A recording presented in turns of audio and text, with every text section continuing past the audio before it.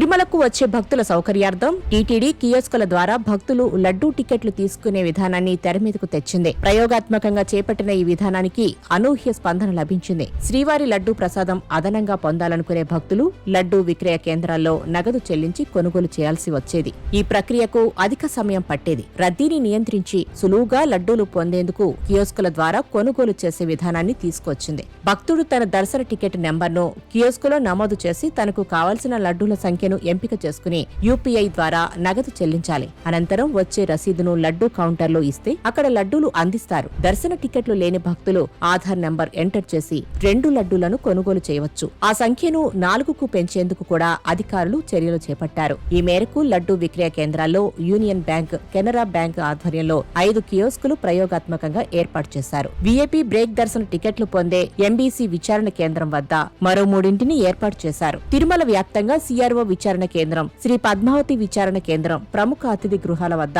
వీటిని ఏర్పాటు చేస్తున్నారు. వీఐపీ బ్రేక్ దర్శన టికెట్లను కూడా కియోస్కుల ద్వారా పొందే ఏర్పాట్లు చేస్తున్నారు. త్వరలోనే ఈ విధానం అందుబాటులోకి రానుంది.